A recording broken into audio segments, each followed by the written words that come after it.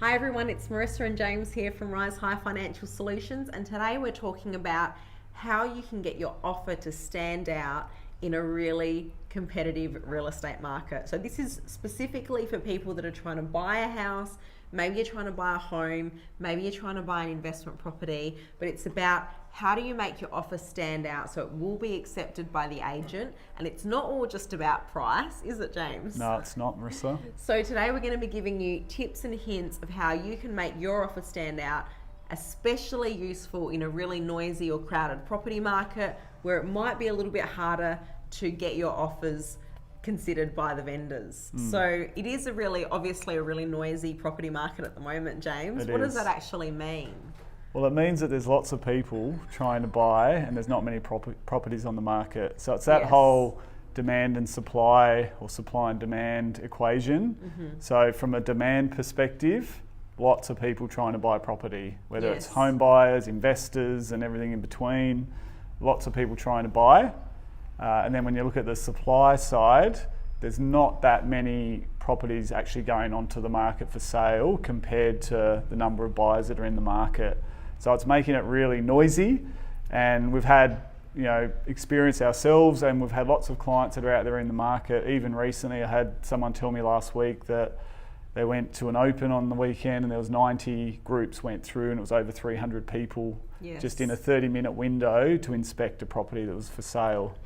So today in this short video, we hope to give you some great tips that will help you to stand out, put your best foot forward, and hopefully secure the property that you really want to secure. So what do you think is the most important thing to start with, James, in standing out in a noisy market? Yeah, you need to be really prepared. You need to be smart, you need to be strategic about what you're doing.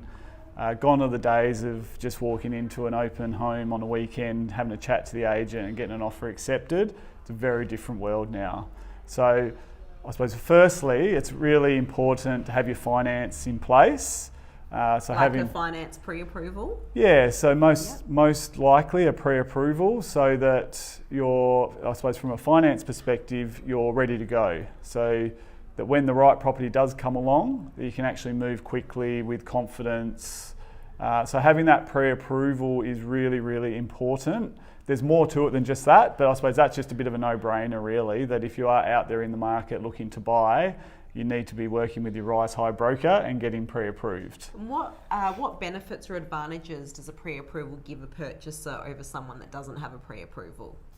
Yeah, I think some of the advantages are around the fact that when you're talking to a real estate agent, you can come across as a real serious buyer, that you are organised, you're finance ready, let's make it happen, let's get this deal done, let's agree on the terms so we can move forward, as opposed to somebody who's not pre-approved, that doesn't have a plan in place around their finance, and they're talking to that same agent.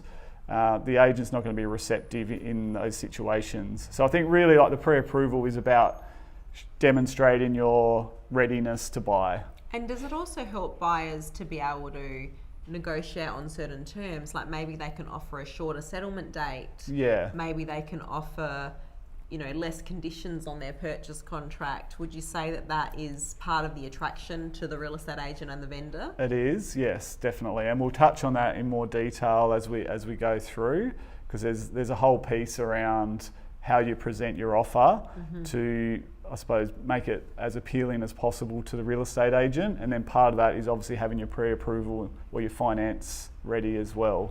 Can we just quickly touch on what is the process of actually getting a pre-approval and some of the common pitfalls or misunderstandings of what a pre-approval actually means? Sure. So really, to have pre-approval in place, it really means that you're sitting down with your Rise High broker and you're looking at your borrowing capacity and you're working out the plan of what finance that you need to have in place to enable you to buy that property. And then you're actually going through the process of selecting a lender, officially or formally submitting a loan application to that lender to then have them assess your ability to borrow and actually conditionally approving your loan for you. You obviously don't have a property to buy at that point in time, So really we're working with the lender to get the assessment completed so that they're happy with the amount that you're looking to borrow, they're signing off on it all, and then pretty much it'll stop at that point, and it's then ready for you to go out and find the right property. And is there some pitfalls or things that people should know about having a pre-approval? Yeah, there is. There's a few. Obviously, you want to make sure that you're working with somebody who understands the process so that they can guide you through it. Yeah. I'd suggest that if you're out there trying to do it yourself, there's potential mistakes and pitfalls that can occur. So making sure that you're working with your Rise High broker or somebody else who's really experienced in the field that can guide you. But some of the pitfalls around it could be, if we've seen certain people that have been out there applying for multiple pre-approvals at the same time. What that does is that if you're applying for too many pre-approvals, that can hit your credit report and hurt your credit report.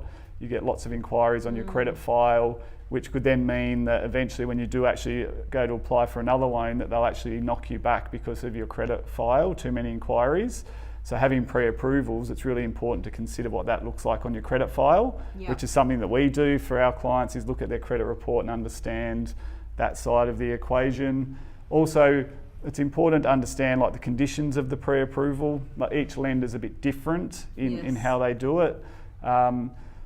We really look for lenders that actually have a real pre-approval. Yes. So they actually do the full assessment so that when you actually have that pre-approval, it's firm, it's real. Because there are some lenders that offer pre-approvals, but it's actually meaningless, isn't it? Correct. Which some means of them they will haven't just actually done an assessment. Correct. Yep. Or some of them just do a quick system-based assessment and flick out a pre-approval letter, and then you think, oh great, I'm pre-approved.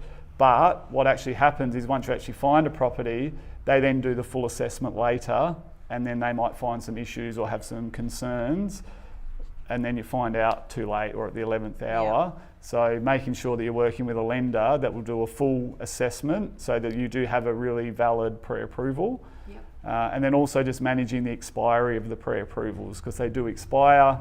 Each lender can be a bit different. Yes. On average, they last for about 3 months, but you can extend them. So it's really just about managing that part of the process as well. So obviously, the biggest piece of advice you've given us here is to be really well prepared. Correct. And one of those ways to be prepared is to have that finance pre-approval. Yes. What are some of the other ways that people can be prepared? Let's say they've got their finance pre-approval, they've done that, so awesome, tick. What else can they do to be prepared and have that compelling offer? Yeah.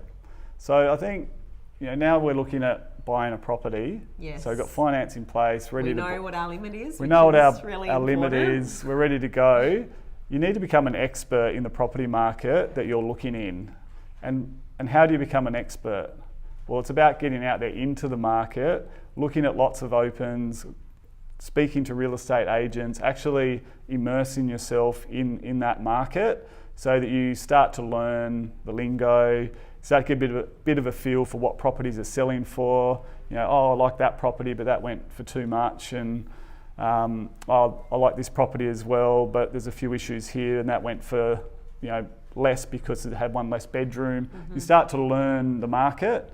So just having that real world experience is really important as a buyer. But in addition to that, you can actually do some research. So what we can help with is we have access to CoreLogic database, so we can run property reports. So if you have properties or specific properties that you're interested in, you let us know, and we can actually help by running reports to give you detailed analysis on that property. We can look at previous sales history for that property, what's happening in the surrounding market with recent sales in the market, what the median prices are, etc., so that it can give you some really good clarity and good information so that you can go into that property, go to that open home with your eyes wide open with lots of information at hand. Yep. And we can also offer suburb reports, can't we? Correct. So what's the benefit of a suburb report? Yeah, so the suburb report is really great because it gives you a feel for previous sales in the area, so that you can see that over the last 3 months, there's been 5 sales. we're looking at a 3-bedroom home with 2 bathrooms. They've all sold for 900 to 950. Okay, you're looking at a property that's advertised for 750 to 780. It's a similar type of property. Okay, well, we know what's happening here. Yes. It happens all the time. The real estate agent has put it on the market at a low price, trying to attract lots of attention. Yes. In reality, that property is going to sell for the 900 to 950 based on the previous sales in the area. So it's really about education, learning, having more information at hand, and that's where those reports can be really handy. And that's a bit of a, I suppose, a potential trap as well, that lots of our clients might, let's say you're pre-approved for a maximum purchase price of 800,000 and you see something advertised for 750 to 780 and you think, yep, I can have a crack at this. Yes. Depending on the analysis, and that's where it's important to talk to your Rise High broker, but there might be situations where that property is actually going to sell for 900 or above. Which would be over your pre-approval over your limit. So is it worthwhile exploring that property further? Maybe, maybe not. It's just about being really informed. And that can be a lot trickier in a market where prices are rising.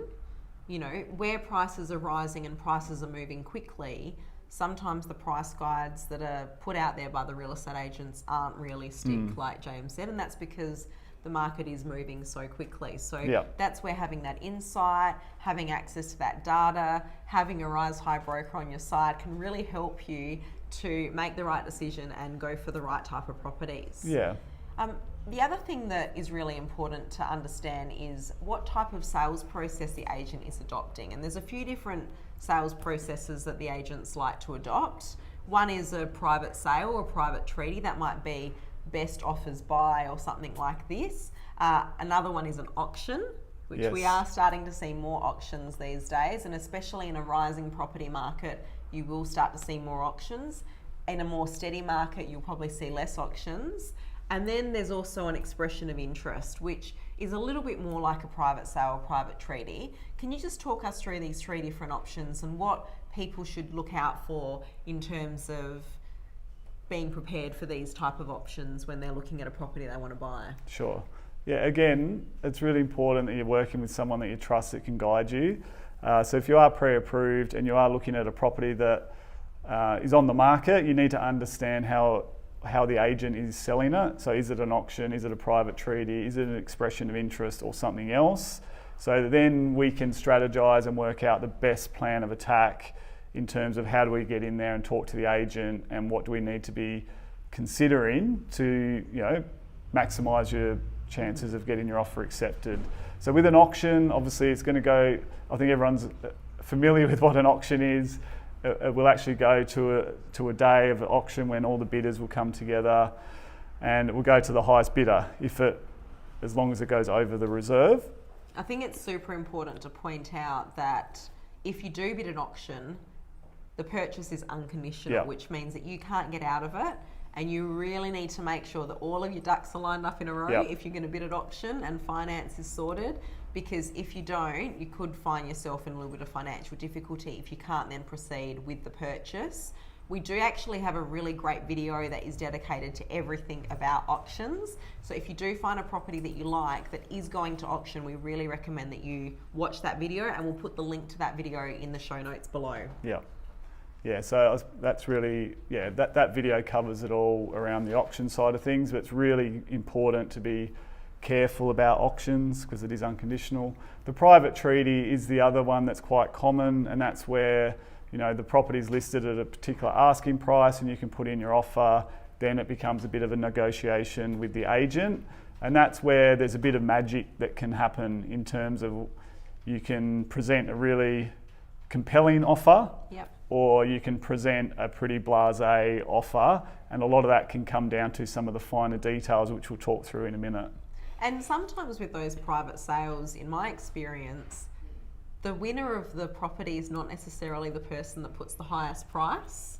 Obviously, price is one of the factors that the agents look for and the vendors look for, but they'd much rather have a guaranteed sale or someone that's serious and not going to waste their time, even if that means they'll be getting slightly lower purchase price for the property. So having that confidence for the vendor and the agent to have that confidence in you as a buyer could go a long way and could mean that you get a slight discount to the purchase price as well. Yeah, definitely. So I think in terms of being prepared, it's really about becoming an expert in the market. It's about knowing the data, so your property reports and suburb reports, etc. And it's really about understanding how the property is going to sell and what the mechanism is that the agent's using to sell it. And then obviously speaking to your broker and making sure you've got all your ducks in a row. That's really about being prepared. Yeah, and I think that extra research that you mentioned is super important, especially when it comes to the expression of interest type of properties, where they're like best offers by or expressions of interest by. Because in those situations, it's really hard as a buyer to know what to offer. Yep. There's no guide. In those situations, make sure you're speaking to the agent and asking them for a price guide, even if they don't give you one, and make sure you're getting the data that we can give you here at Rise High to help you to determine what is that property actually going to be worth. So you're not offering way below what it's worth, but you're also not offering way above what it's worth, and you're actually sitting in the right pocket. Yeah. So what are some of the other things that people can do to be super confident and super ready for this next step? Yeah. So I think I'm really excited about going through some of the finer details about how to make a compelling offer. Yes. But I think in order to do that, you want to make sure that you're being prepared based on what we've talked about, but also you need to present as someone who's really confident. So you've got to be confident. So you really want to let the agent know that when you walk into that open home and you're speaking to the agent for the first time, that you want to make sure that they see you as a really confident person who's a serious buyer, got finance in place, we like this property, we want to buy it, let's make it happen. Ready to go. Yeah, so I think that's really important to be confident. Yes. And not so much fumbling around or unprepared. You really want to be able to present as confident. And what's something that a buyer can do to further express that confidence and that readiness to proceed? Yeah, so I think if you're working with a Rise High broker, that can always be a really good selling point, because a lot of agents, particularly around South Australia, really know the Rise High brand, and if you're gives them reassurance. They're working with a reputable business, they're working with a reputable company, and they know that if the finance is pre-approved, then it's actually pre-approved, and they've got a guaranteed buyer. Correct. And there are instances, we recommend for all of our clients that you actually pass on your broker's contact details to the agent and say that, here's my broker's contact details, please give them a call and have a chat to them about my finances, because everything's in order, and they'll be able to confirm that for you. And we love doing that. Yes, absolutely. And we're not here just to sort out the loan. We're here to be with you and hold your hand every single step of the way throughout the journey. So definitely give us that opportunity to help get your offer considered and get it over the line if they need that confidence that you are a genuine buyer. Yeah. So now to get onto the tips about how to structure the offer, because that has a lot of different moving parts as well, doesn't it? It does. Yeah. So there's a few parts to this one. So the tips, obviously the first one is the dollar amount of your offer. So you really need to understand how much you're willing to offer, and generally we'd recommend that you're obviously working with your broker, you understand what your maximum is, but for this particular property, you want to know what's the maximum price that I'm willing to go to. Yes. And then having that clear in your mind before you actually start your negotiation. And generally we find that sort of working back from that and not necessarily putting in your best offer straight away, but it's tricky in the market, right? So normally you'd sort of say, okay, well, if you're negotiating, you know what your maximum is, but we'll step back from that.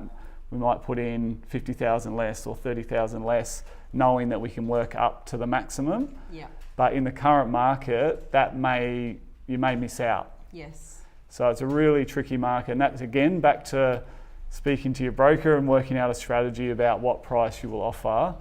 In some cases, you just have to go for your best offer first. Yes. Yeah. So apart from the purchase price, what are the other things that you need to consider when it comes to making your offer, James? So the deposit amount is another important one. Yes. So if your offer is accepted, you need to agree upon a deposit amount with the agent.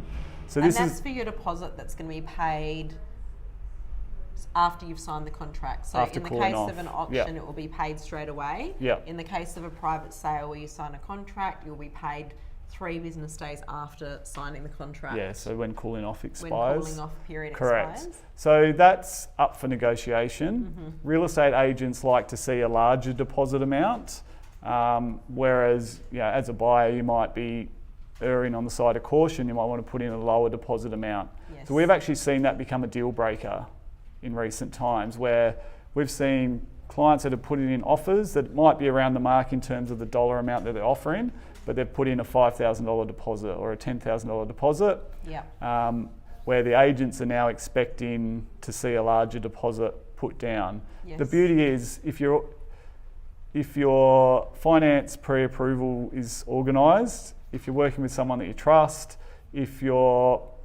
some of the other conditions around subject to finance, etc., as long as you're prepared and you know what you're doing, your deposit's not at risk anyway. Yes. So it doesn't hurt necessarily to put in a larger deposit, but it's really important to think through that. There are cases where a 10% deposit is required. Yes. But we'd suggest probably not that much, but somewhere that's reasonable. Somewhere between 5 and 10, is that what you're thinking? 10%? Yeah, correct. Yeah. Maybe around that 5% mark, or it does depend. Yes. So, but that's an important point, so deposit amount. And that's, it is okay for you to ask the agent, what does the vendor want for a deposit? Correct. Because for some vendors it will be more important than for other vendors. Yeah. It's really important to point out that the vendors actually don't see this deposit money until settlement anyway. This deposit money sits in a trust account that the real estate agent holds. So all it really does is it gives the vendor and the agent the confidence that you've got a bit more skin in the game, and that you're more serious about proceeding with this purchase, which is obviously something that is attractive to them, especially if they want a guaranteed sale by a definite date. Correct. So understanding the vendor's motives for selling, why they're selling, how quickly they want to settle, all of those factors can actually play in your favour when deciding some of these offer terms, because it may mean that having some tweaks to some of these terms could actually make your offer more attractive and more appealing to the vendors. Correct. And the next big one is whether you're making your offer subject to finance or unconditional. So this is a big one. So we generally recommend to our clients that you go subject to finance, which means that in the event that something went wrong and you were unable to obtain the finance, you can actually walk away from that purchase contract with no penalty, and whatever deposit you paid, you get it back. So that's subject to finance. Whereas if you go for an unconditional offer, that's more attractive to the vendor, because that means that they don't need to sit around and wait for your bank to approve your loan. They just know that once you've signed an unconditional contract and gone through the cooling off period, that it's done, like you're committed to buy that property. So like I said, generally we recommend that our clients sign subject to finance just from a risk perspective, but in the current noisy market, we are having a lot of conversations and we are seeing a lot of our clients actually going for the unconditional contract. Even up to possibly 70% at the moment of buyers are actually going for unconditional offers or unconditional contracts, just to make it more appealing to the vendor to get, I suppose, increase the chances of being able to buy that property. And it's super important, just as a reminder, if you are going to put that unconditional offer on the table, your pre-approval must be in place. That's not negotiable really, isn't it? Correct. Yeah. Yeah, so you need to understand the risks, you need to speak to your broker, you need to have all of your ducks in a row. What about some of the other conditions that you might put on your offer? So finance is one condition. What other conditions could people consider putting on their offers? Yeah, so another one is around subject to building inspection or building and pest inspection. So we do see from time to time that our clients will make the offer subject to finance and subject to building inspection. We'd actually recommend that you don't make it subject to building inspection. But what you actually do is you just confirm with the agent that you can arrange to have the building inspection completed during the cooling off period. Yes. So it's and not that way, necessarily. if something goes wrong during the inspection, you still have the ability to cool off. Correct. So that's great. Correct. And it doesn't have to be another condition on the contract. Yes. So it just keeps things simple. And in the case of an auction, if you did want to get a building and pest inspection, when do you need to get it done if the property is going to auction? So you need to get it organised prior to the auction. Yes, because once the auction has come and gone, once you've bid and you are the successful bidder, you're going ahead with that purchase, even if you haven't done that building and pest inspection. So that's super important to keep on top of. Yeah, and that's always a bit of a balance, because you do need to spend $500, $600, $700 on a building and pest inspection, and you might be spending that for a property that's going to auction that you don't actually get. So it's money that you've spent, and there's no benefit for it because you didn't actually get to buy the property. So that's just something that you need to take into account. But yeah, definitely recommend that if you are going to auction, that you do the building and pest inspection. So the other thing to note is that when you make your offer, you need to specify certain time frames. One of those time frames will be your settlement date. One of the time frames will be a subject to finance clause date. So what do you recommend around time frames, James? Yeah, so obviously it depends on your own personal circumstances, like if you're selling a property and then buying, or if you've got a particular deadline to meet, etc. But generally speaking, if wherever possible, we want to be as flexible as we can be in line with what the vendor needs, which again can help to raise the value of your offer. Because what the first thing is, like the settlement date, like some vendors will be looking for a quick settlement, so they'll want a 30-day settlement. So if we can do that, then great, then that helps the vendor.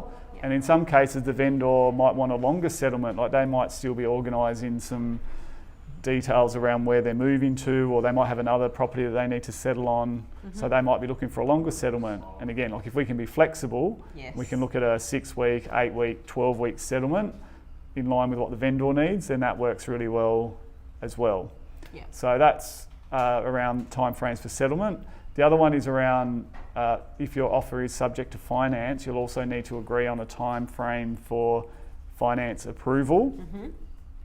The standard is 2 weeks. But you need to make sure that you're communicating with your Rise High broker just to ensure that everything's in place and that 2-week time frame can be achieved. And it could be a little bit shorter if you already have a pre-approval. It could be a little bit longer if you haven't even started your loan application process. So making sure that you speak to your Rise High mortgage broker before you complete that offer document is super important. I really want to move on to negotiation tactics now, but before we do, I'm just going to summarise where we're at to right now. So what we've talked about is if you want to put your best offer forward in a noisy and crowded property market, James has told us that it's super important that you're very prepared. And the ways that you get prepared is, firstly, make sure you have a finance pre-approval and get all of your ducks in a row. Secondly, make sure you're well researched and know about the area that you want to buy in and the type of property that you want to buy, and lean on us to get that research, to get that background information that's going to help you to be super prepared. When you're making your offer, make sure you consider what purchase price you're going to set, what deposit amount you're going to offer, what are some of the conditions that you're going to place on the contract, for example, subject to finance, subject to building and pest inspection, what are the time frames that you need to put on your offer, and what flexibility do you have around those time frames and these other terms that we've talked about. And as we've discussed, your Rise High broker can help you with all of those things. So that's a bit of a summary of the being prepared stage. That will get you prepared. You've now made your offer. What are some of the negotiation tactics that our clients can use to secure their property, James? Well, this is your area of expertise, but I'll have a go. I think you're pretty good at it too. So I think, one thing I always say to my clients is you've got to read the situation. Like, that's the first thing. Like, when you go in and start talking to an agent, every agent's different. Every vendor has different motivations. So you really need to be able to read the room, read the situation, and then be able to adapt to suit. But there are some general tips, I suppose, that we can give around negotiating outside of trying to be flexible in terms of what the agent and the vendor are looking for. And normally your first offer won't be your last. If it's a private treaty or private sale. So you want to make sure that, like you go in with your offer knowing that you've got some wiggle room to go up and negotiate upwards if you need to. So that's probably one thing you can look at. So start lower, but not too low, because if you start too low, then you could just be completely disregarded altogether. Yes. So it's a real balancing Well, that's act. where that research of knowing where the property is likely to sit and what Yeah. the market value is super important. Yeah. Know your maximum price, like we talked about before. So having that sort of, I suppose, conscious decision around what's the maximum we're willing to pay for this property, so that you're not going to end up in a situation where you've paid above what you can afford. Yep. I always find that one of the best ways to manage a negotiation or a negotiation tactic that's worked really well for me and a lot of our clients is ask lots of questions. So don't assume anything about the vendor or about anything about the agent's intentions. Ask lots of questions. Why is the vendor selling? How quickly do they want it to be sold? What you're looking for in asking these sort of questions is you're looking for what is motivating the vendor to sell, and are there any points of leverage that you can take to incorporate into your offer that will make your offer more attractive and more appealing to the vendor ultimately, and then to the agent. I also look and try and suss out what are the agent's motivations. Are they expecting this is going to take a long time to sell? Do they have a price point in mind? Or are they just trying to find a quick sale and move on to the next property? Because different agents are different. And part of the challenge can be navigating different agents and the way they work. So one of the things that we need to look at in terms of negotiating is how do you actually respond to counter offers? Or what do you do when you've put an offer in and the agent comes back to you and says, can you offer me any more? And then you've got to decide, do they actually have a higher offer, or are they actually bluffing and they're just trying to squeeze a little bit extra out of us? And that can be really tricky because sometimes they can hold their cards close to their chest. Have you had clients that have experienced that, James? Yeah, lots. Yeah, and that's definitely, I guess it's the agent's job to get the highest price for the property and the best conditions. And it's your job as the buyer to secure the property for the lowest price. So there is always that. But that's where having that Rise High broker behind you, someone that you can pick up the phone, chat to, so this is what's happening, this is what the agent's told me, what should I do? Ultimately, it's your decision what you do, but we are there to guide you, hold your hand, help you through the process. Great. There you go. I told you you're the expert in this one. So there's some negotiation tips. Hopefully that helps. Yeah. Let's wrap this up. Yep. What are some other tips that people can lean on if they need some extra help and support? Try and make these quick fire tips. But yes. First one is you can actually be out there putting in multiple offers for multiple properties. So don't feel like if you have found one property that you're interested in, you put an offer in that's it. You could actually have 3 or 4 irons in the fire at one time. So you can be out there putting in multiple offers. And can I just say to that can actually be a great negotiation tactic as well. Because if you do have multiple offers out there, to actually tell the agent, say, I really like this property and I really want to buy it, but I've actually already got an offer out on another property, so I need a response from you by tomorrow COB, or give them a deadline for when they come back to you with a response. To say, if I don't get a response, then I'm going ahead with this other property. That can put some urgency for the vendor to accept your offer, which can help you with your negotiation as well. Yep, definitely. Another big tip is around using a buyer's agent. So we've had lots of clients that have just found it too hard trying to find a property or negotiate a property on their own, and they've actually engaged the services of a trusted buyer's agent who's actually been able to go out into the market and actually do the legwork and the negotiations from a position of experience, and actually be able to secure a house for them without them needing to do all the work. And a buyer's agent, there is a fee for that, but it can be great for people that are time poor or don't want to put in that time to actually find the right property.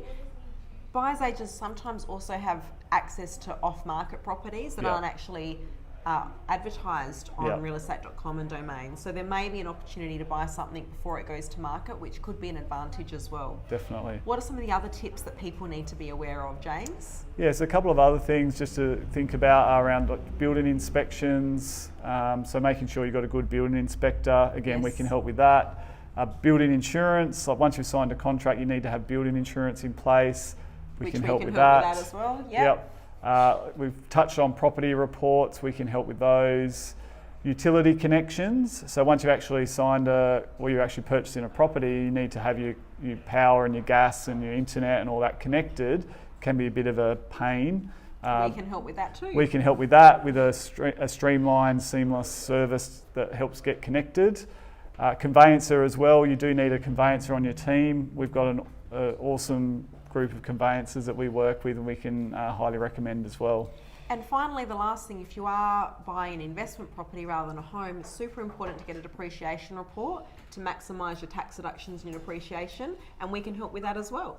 So we hope that this video has been super helpful to you, helped to give you some tips as to how to put your best foot forward, how to secure that property that you're dreaming of buying.